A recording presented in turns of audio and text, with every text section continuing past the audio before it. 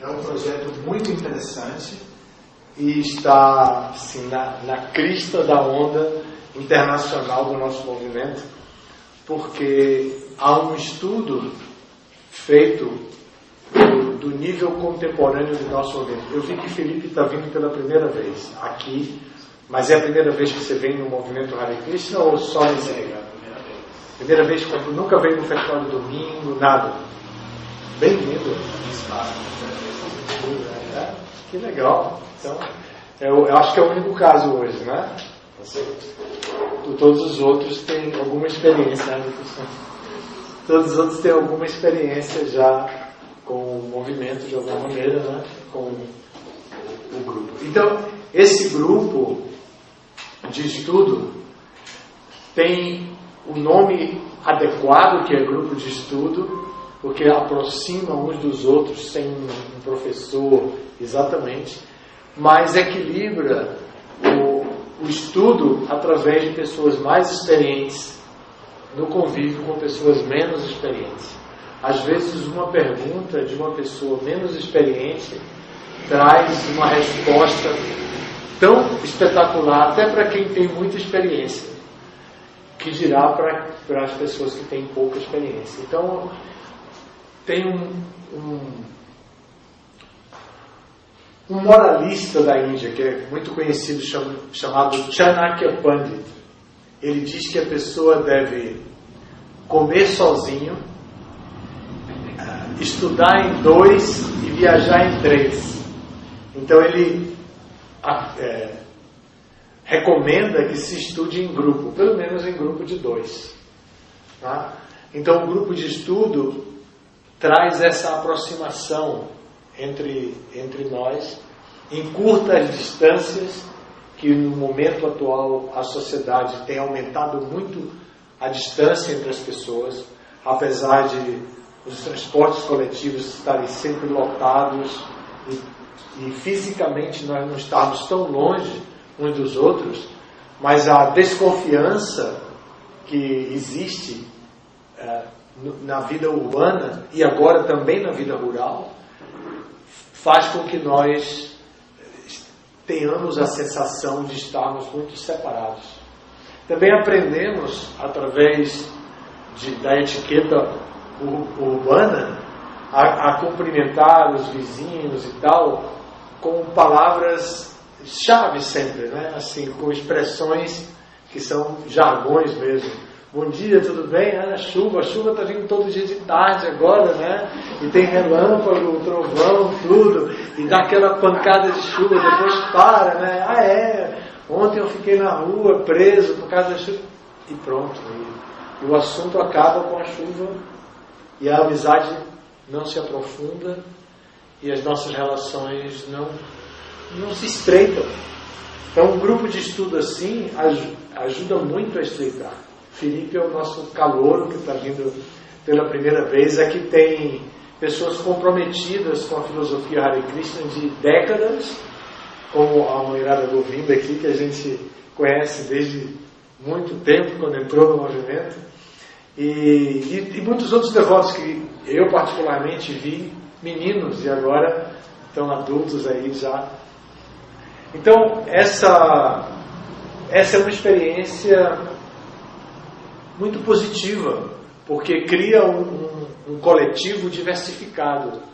Então, mesmo que esse grupo seja funcional somente para esta quinta-feira, hoje, quinta-feira de cinzas, essa quinta-feira depois da quarta-feira de cinzas, mesmo que seja só para isso, o objetivo é alcançado.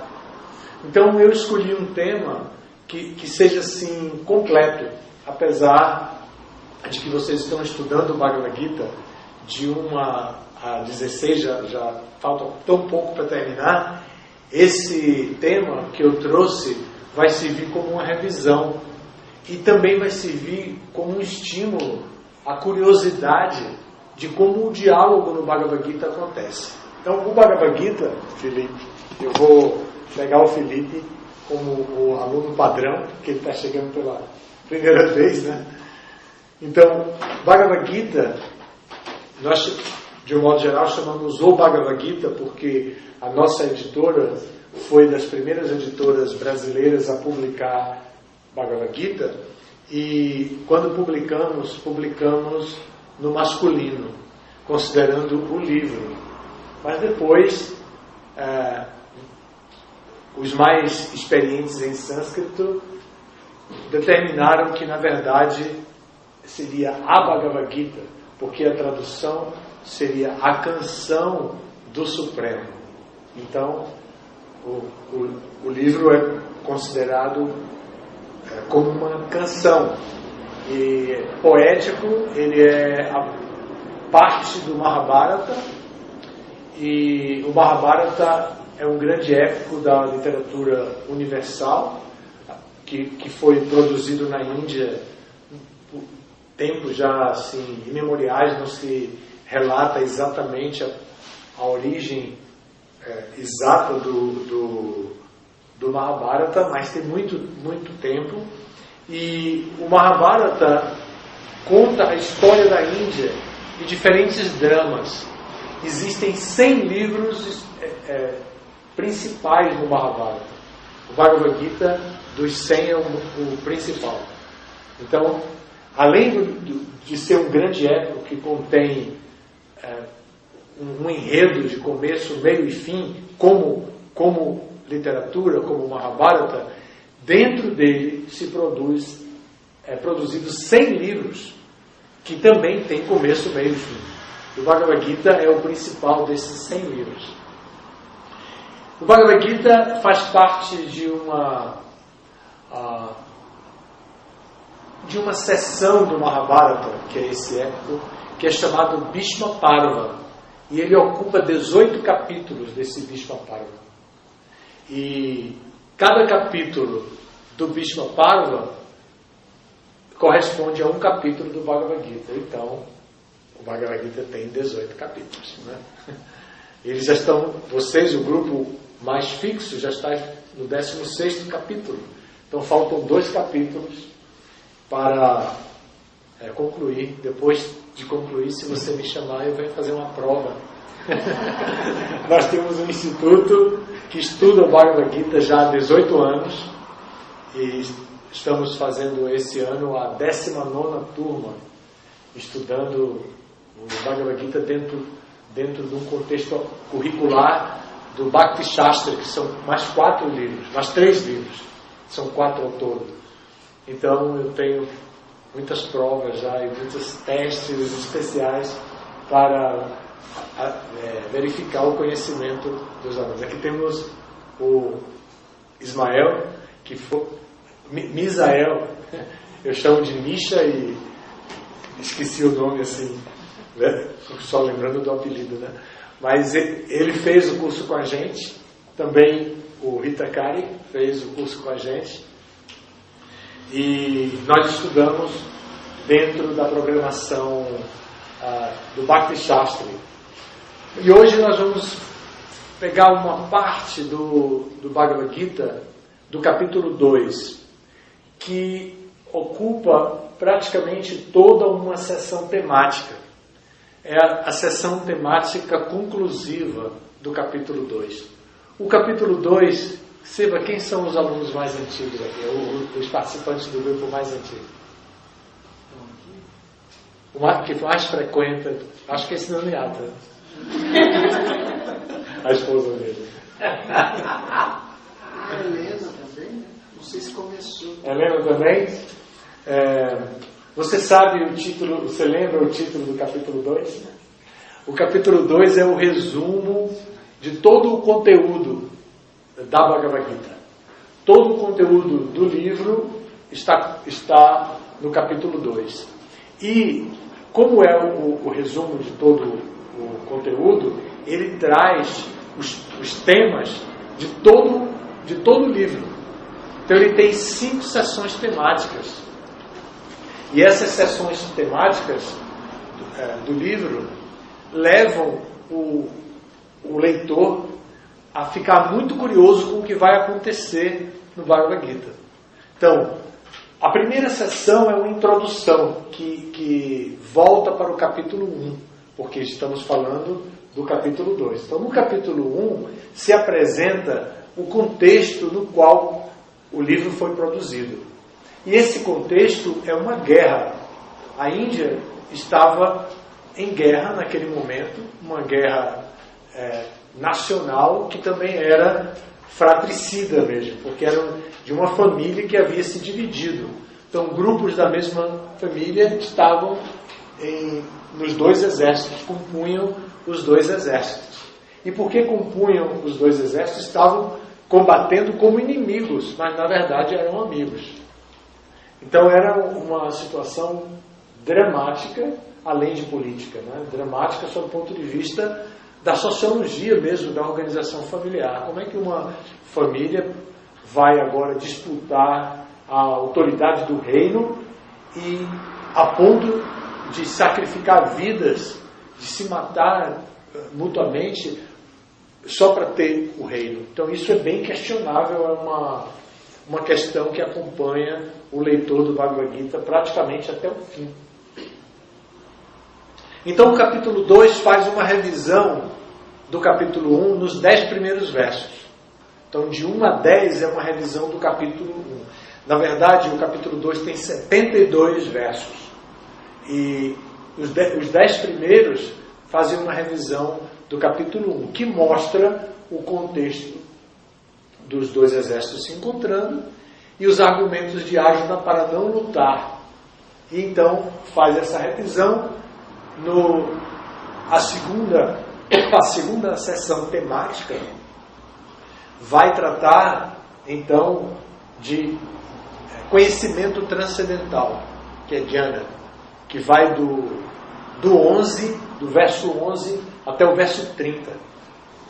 Então, aí a revisão de todo na verdade a apresentação de toda a filosofia dos Upanishads de uma maneira resumida e em 20 versos, em 19 versos se apresenta esse contexto, toda a filosofia resumida. Então é a filosofia Sankhya que vai definir o que é eterno e o que é temporário. E isso é apresentado na dinâmica da própria filosofia, mas num diálogo entre Krishna e Arjuna. Arjuna é o guerreiro principal de um lado e Krishna é o condutor da sua quadrilha. Então eles debatem nessa dialética filosófica, eles debatem, Arjuna não querendo lutar, mas a essa altura, quando ele ouve o conhecimento transcendental, ele já tinha aceito a Krishna como seu mestre espiritual. Então, embora ele tivesse dúvidas, ele também estava predisposto a escutar o conhecimento, reconhecendo a autoridade de Krishna. Não eram mais simplesmente dois amigos de bate-papo, papo filosófico agora, entre dois amigos. Não era mais essa situação. Era uma situação em que Arjuna já tinha apresentado 5 argumentos para não lutar. Krishna ignorou os argumentos dele, deu algumas respostas objetivas com relação aos argumentos, mas não deu tanta importância aos argumentos. Arjuna compreendeu que Krishna tinha mais conhecimento do que ele e decidiu então inquirir acerca de Krishna, do conhecimento, inquirir de Krishna acerca do conhecimento. Então surge essa segunda sessão que vai do verso 11 até o verso 30, que trata de Jnana, conhecimento transcendental. Então, depois do conhecimento transcendental, como por exemplo, essa regra que eu vou dar agora já não é devido à situação socioeconômica do nosso país, e até do mundo todo praticamente, não é uma regra muito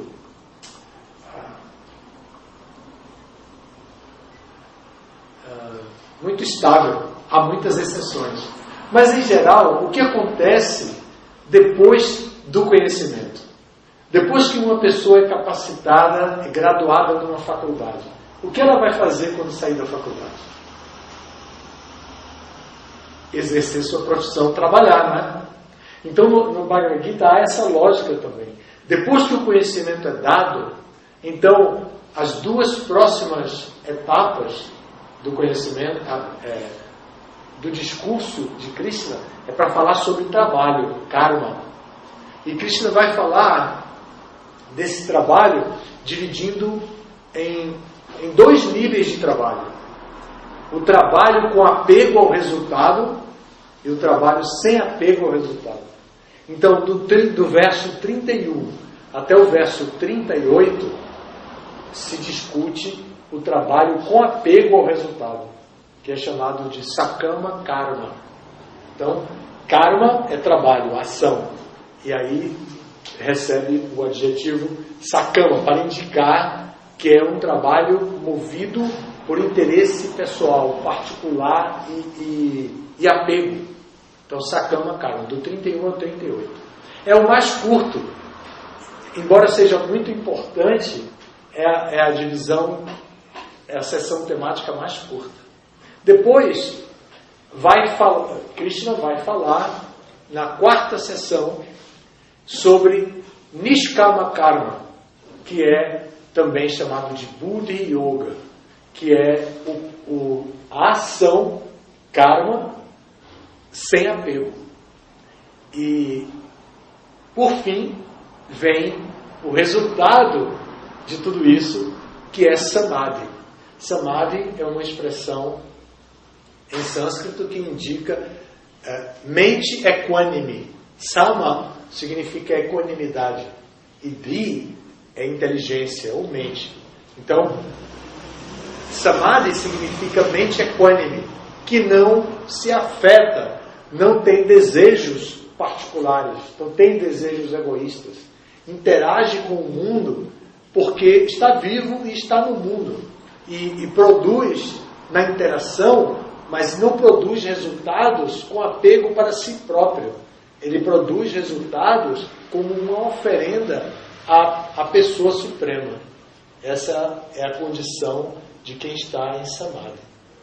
Então o Bhagavad Gita apresenta esse tema, e esse tema então é todo resumido no Bhagavad Gita, ou no capítulo 2, e no capítulo 2 fizemos esse estudo das divisões, estimulado por um devoto pesquisador e professor filósofo Burijana de Vrindavana, do Vaishnava Institute for Higher Education em Vrindavana, que é uma escola superior que nós temos, uma faculdade em Vrindavana, na Índia, e ele fez esse estudo dividindo todo o livro cada capítulo em sessões temáticas. Então esse capítulo 2 tem essas 5 sessões. Nós vamos estudar praticamente a última sessão, que é o resultado. Mas eu quero escrever uma fórmula matemática aqui. Tem a caneta? Tem o pincel? Eu vou escrever uma fórmula, porque essas sessões são...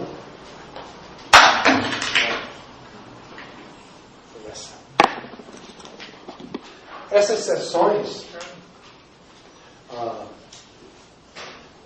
são classificadas alfabeticamente. Então, a primeira sessão é a sessão A, que vai do verso 1 até o verso 10. A segunda sessão é B, que vai do 11 ao 30. A terceira é C, que vai do 31 ao 38. A quarta é D, que vai do 39 ao 53. E a quinta vai do 54 ao 72. Então, assim fica dividido por sessões. A primeira é introdução, a segunda é Jnana. A terceira é Sakama Karma.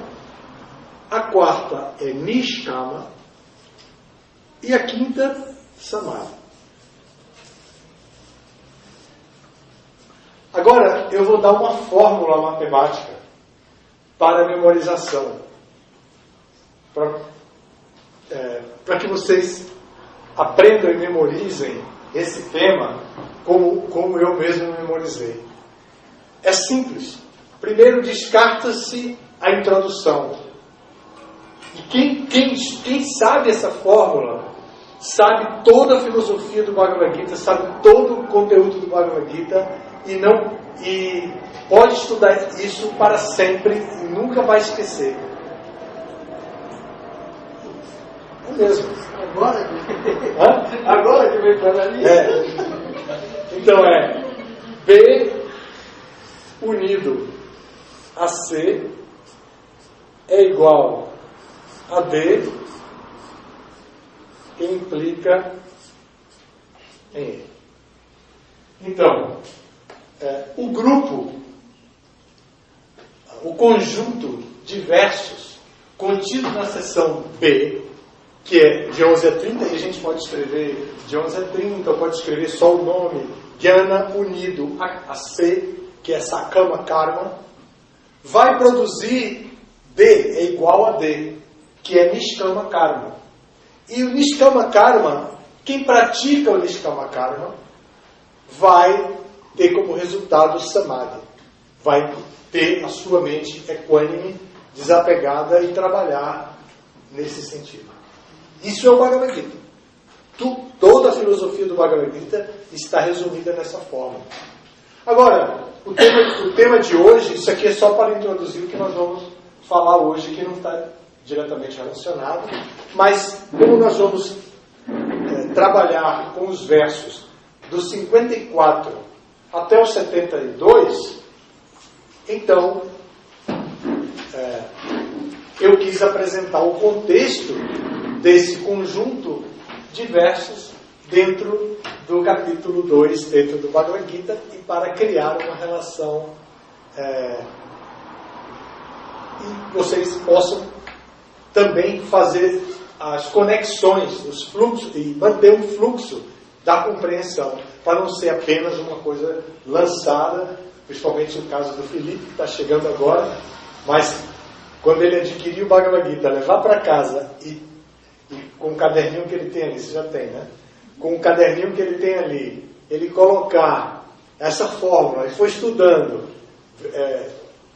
o conjunto de versos, vai compreender muito melhor a Bhagavad Gita. Tá bem? Bom, então essa fórmula nos leva ao estudo da última sessão, que é Samadhi, que é o objetivo. Então vamos ver, e vocês têm a prática, como é um clube de leitura, vocês têm a prática de ler um pouco, né? Então eu vou me aproveitar disso e pedir que leiam.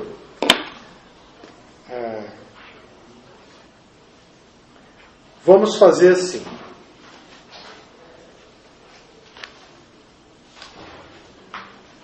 Embora o capítulo sejam 72 versos, e embora a seção E seja Samadhi, seja até os 72, nosso grupo de versos, nosso estudo vai até o verso 71, porque o 72 é um verso especial que faz todo o resumo de tudo que foi falado. É uma capacidade que Krishna demonstra de resumir, que é impressionante. Se a gente avaliar palavra por palavra esse verso, a gente vai ficar impressionado como Krishna é capaz, só ele mesmo, de resumir assim 700 versos em um único verso. Todo o tema de 700 versos em um único verso. Como a gente faz? O livro passa? Eu tenho mais um aqui. Você tem... O seu não é dessa editora, né? Não. Porque é importante ser dessa mesma... Porque esse livro é apresentado de acordo com o original mesmo, não é só um comentário. Ele é traduzido do original. Se você for observar, eu vou levar lá para ele ver. Acho que é a primeira vez ele merece.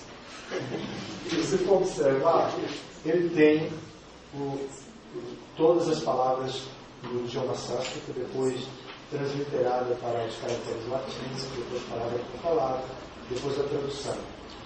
Então, esse livro tem uma característica especial para esse estudo. Mas você pode ter o seu livro também. Agora, para ler, vai precisar ser esse. Tá bom? Eu tenho 2 aqui, eu vou emprestar esse, e vai rolar por aqui. Você tem aí no computador. Outra vez, né? É. 54. Como é seu nome? É a primeira vez que você vem? Meu companheiro. Você já vem. Você quer ler, né? Mas não? Não. Chegar assim, debutando aí, vendo, mas você ler, tá? Pode ser? Qual parte? 54, se ler o verso 54, ele passa, e vocês vão ler até o 71. Quem tiver um livro, não precisa. Bom, tem mais um aqui, sempre um pouco mais antigo. Tá bom? Tá bom, pode começar? Começa. Ela vai ler o verso 54 do capítulo 2. Assim como existem sintomas que caracterizam toda e qualquer pessoa em função de sua situação específica, aquele que é consciente de Krishna tem sua natureza particular. A maneira de... Imagina? Aqui em cima? Só esse. Só esse aqui? Só o do negrito. Ah, tá. Só que nem negrito. Krishna, quais são os sintomas daquele cuja consciência está absorta nessa transcendência? Como fala e qual sua linguagem? Como se sente e como caminha? Passa para o Felipe. Vocês vão ler depois, tá? A Suprema Personalidade de Deus diz: ó Parta, quando alguém desiste de todas as variedades de desejos para o prazer dos sentidos que surgem da trama mental, quando sua mente, assim purificada, encontra satisfação apenas no eu, então se diz que ele está em consciência transcendental pura. Aquele cuja mente não é perturbada, mesmo estando rodeado pelas 3 classes de misérias, e nem se exalta quando há felicidade, e que está livre do apego, do medo e da ira, é chamado um sábio de mente estável. No mundo material, quem não se deixa afetar pelo bem ou mal, a que está sujeito ao termo, sem louvá-lo nem desprezá-lo, está firmemente fixo em conhecimento perfeito. Aquele que é capaz de retirar seus sentidos dos objetos dos sentidos, assim como a tartaruga recolhe seu membro para dentro da carcaça, está firmemente fixo em consciência perfeita.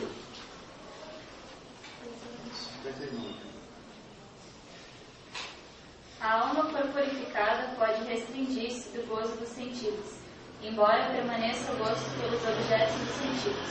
Porém, interrompendo tais ocupações ao experimentar um gosto superior, ela se fixa em consciência. Os sentidos são tão fortes e impetuosos, ó Arjuna, que arrebatam a força mesmo a mente de um homem de discriminação que se esforça por controlá-los. Verso 61. Aquele que restringe os sentidos, mantendo sob completo controle, e fixa sua consciência em mim, é conhecido como homem de inteligência estável. Atrás, acho que atrás, não sei. Aqui, não sei. Aqui. Não, não precisa. Deixa eu chegar. Verso 62. Enquanto contempla os objetos dos sentidos, a pessoa desenvolve apego a eles. E de tal apego se desenvolve a luxúria. E da luxúria surge a ira. Da ira surge a completa ilusão. Da ilusão, a confusão da memória. Quando a memória está confusa, perde-se a inteligência, e ao perder a inteligência, cai-se de novo no poço material. Verso 64. Aquele que, livre de todo o apego e aversão, é capaz de controlar seus sentidos, através dos princípios regulativos da liberdade, pode obter a misericórdia completa do Senhor. Para alguém assim satisfeito na consciência de Krishna, as três classes de miséria da existência material deixam de existir. Nesta consciência jubilosa, a inteligência logo se torna resoluta. Verso 66, quem vai ler? Quem não está vinculado ao Supremo em consciência de Krishna não pode ter inteligência transcendental nem mente estável, sem as quais não há possibilidade de paz. Como pode haver alguma felicidade sem paz? Assim como um vento forte afasta um barco na água, mesmo nos próprios sentidos errantes em que a mente se detenha, pode arrebatar a inteligência de um homem. Portanto, a pessoa de braços poderosos, no indivíduo cujos sentidos são restringidos de seus objetos, certamente tem inteligência estável. Verso 69. Aquilo que é noite para todos os seres é a hora de despertar para o autocontrolado. E a hora de despertar para todos os seres é noite para o sábio introspectivo.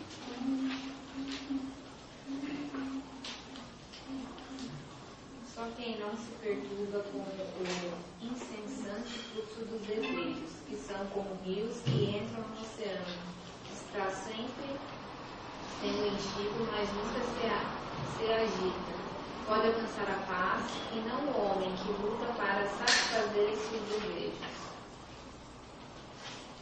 Aquele que abandonou todos os desejos de gozo dos sentidos, que vive livre de desejos, que abandonou todos os sentimentos de propriedade, não tem falso ego, só ele pode conseguir a paz verdadeira. Qual foi o? Esse é o verso 71. Perfeito. Vocês ficaram sem ler? Dessa vez. Bom, então nós vimos o tema que vamos agora falar. Então, eu acho que vocês todos receberam o comunicado que a gente ia falar sobre as primeiras perguntas de Arjuna, né? Essas são as primeiras perguntas chamadas de filosóficas, porque Arjuna questiona, depois de Krishna apresentar todo o conhecimento, Arjuna pergunta: e quem é essa pessoa, esse Stita Pragya, que é a expressão que Krishna usa? Como é essa pessoa? Quais são os sintomas que se vê nele? Como ele fala? Que linguagem utiliza? Como ele se senta e como caminha? Como é que essas perguntas poderiam ser consideradas perguntas filosóficas? Parecem mais perguntas comuns do comportamento apenas. Mas elas têm um significado esotérico que é preciso conhecer um pouquinho a tradição do yoga para compreender. E esse é o papel que eu vou fazer agora. Eu vou explicar para vocês alguns detalhes que vocês vão identificar essas perguntas. É importante para aqueles que já estudam o Bhagavad Gita perceber que nesse ponto Arjuna já está motivado pelo tema que Krishna apresentou. E, como ele está perguntando, no verso 54, Krishna apresentou 3 temas filosóficos: Jnana, Sakama Karma e Nishkama Karma. Então, Arjuna realmente está motivado a compreender o que Krishna apresentou. Então ele faz a pergunta aqui nesse verso número 54. Ele faz essas 4 perguntas. A expressão sintoma, aí apresentada no Bhagavad Gita, poderia ser sinal, porque sintoma, pelo menos na linguagem da ciência de saúde, sintoma é o que a pessoa sente, não é o que o médico vê. Enquanto que sinal é o que o médico vê. O médico pode ver palidez, pode ver olheira, pode ver alguma coisa assim, mas a pessoa vai sentir que está fraca, que não está conseguindo dormir. Então ele vai dizer, qual é o sintoma que... O médico perguntar, quais são os seus sintomas? Aí ele diz, insônia, fraqueza, isso é sintoma. Sinal é o que o médico vê. Então, nesse sentido aqui, a palavra poderia ter sido usada sinal, mas em inglês já foi colocada como sintoma mesmo. Então eles traduziram para o português como sintoma, e eu só estou querendo esclarecer, porque no significado esotérico, a Juna quer saber como é que se identifica uma pessoa que é Stita Dir Muni. Stita Dir significa aquele que tem inteligência estável. Stita é estável, como Sama. E Di é inteligência como Samadhi, que a gente viu. Então ele quer saber como é um sábio de mente estável. O que é que se percebe nele? Então essa é a primeira pergunta. A segunda pergunta é como ele fala e qual é a linguagem. Então, no sentido esotérico como é que ele resiste às provocações dentro desse mundo? Interagindo com o mundo, como é que ele reage quando ele é provocado? Provocado pelos seus sentidos, provocado por alguma agressividade em termos de ofensa mesmo à pessoa dele. Como ele reage? Qual é a linguagem que ele utiliza? Ele xinga palavrão? A Arjuna quer saber como é que um Stita Dir Muni, uma pessoa autorrealizada, que tem os seus sentidos sob controle, reage quando é provocado.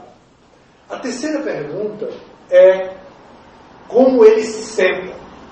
Então, para a gente não quer dizer nada, senta como? De perna cruzada, com as pernas esticadas, encolhidas. Não, aqui quer definir como é que ele pratica as asanas, ou seja, como é que ele retira os sentidos dos objetos dos sentidos, que é uma prática da yoga. Então, como é que essa pessoa, o Stita Dir Muni, tendo tantas oportunidades de desfrutar e estando dentro da sociedade, que não foi para a floresta, não foi meditar na floresta, não foi para os Himalaias, não foi para nenhuma caverna, como é que ele consegue, então, tirar os sentidos, os seus próprios sentidos, dos objetos dos sentidos? E a quarta pergunta é, como é que ele caminha? Ou seja, aquela expressão que o paulista ama e o baiano odeia, que é corre atrás, correr atrás. Então, como é que ele caminha seria, como é que ele corre atrás para poder viver nesse mundo? Como é que ele vive nesse mundo? O paulista totalmente identificado com isso, né? Então, como é que ele interage com a sociedade? Como é que ele tira o seu sustento? Que esperança ele tem de interagir com a sociedade? Então essas são as curiosidades de Arjuna. E observe que nas primeiras perguntas Arjuna quer ouvir falar de alguém que tenha tido sucesso na filosofia. Porque Krishna menciona essa pessoa no verso 53. Então Arjuna quer saber como é que essa pessoa tem êxito. Então todos querem ver o exemplo de alguém que teve sucesso em alguma coisa. E Arjuna não faz diferente. Ele quer que Krishna identifique aquele sábio de mente estável que Krishna fala no verso 53. Alguém pode ler o verso 53? Quem abrir primeiro e ler. Quando sua mente deixar de perturbar-se pela linguagem florida dos Vedas, e quando se fixar no trânsito da autorrealização, você então terá atingido a consciência divina. Isso é o 53. Então, nesse verso, depois de explicar Nishkama Karma, Krishna está dizendo como ele pode ter alcançado essa consciência divina. Você pode ler a primeira parte? Quando somente deixar de perturbar-se pela linguagem florida dos Vedas. Então, quando a sua mente já estiver completamente adequada às instruções que os Vedas dão, que às vezes são contraditórias, às vezes são muito exigentes, às vezes são muito difíceis para o seguidor. Então, quando você deixar de se perturbar pela linguagem florida dos Vedas, essa é uma maneira de explicar. Outra maneira de explicar é que o que é a linguagem florida? A linguagem florida dos Vedas se refere à seção Karma-Kanda dos Vedas. A seção Karma-Kanda é a seção que trabalha com atividades fruitivas. O que vem depois das flores? Vem os frutos. Então a linguagem florida é a linguagem que faz a propaganda dos frutos, do fruto do trabalho. Então, no fim das duas sessões, já o verso 53, quando Krishna fala sobre o trabalho, ele está estimulando Arjuna a alcançar a plataforma de desapego ao fruto do seu próprio trabalho. Então é por isso que ele diz, quando você deixar de se perturbar pela linguagem florida dos Vedas, pode e quando se fixar no transe da autorrealização. Não perder o foco, você se desapega disso, mas não perde o foco. Você terá atingido a consciência divina. Você entrará em Samadhi. Você terá alcançado a consciência divina. Aqui, Samadhi, consciência divina e consciência de Krishna são sinônimos. São expressões sinônimas que vão apresentar a mesma equanimidade, inteligência focada no objetivo da autorrealização completa, espiritual e material. Bom, então são essas as perguntas. Agora nós vamos ver como Krishna responde. Porque o leitor não identifica onde está a resposta de Krishna.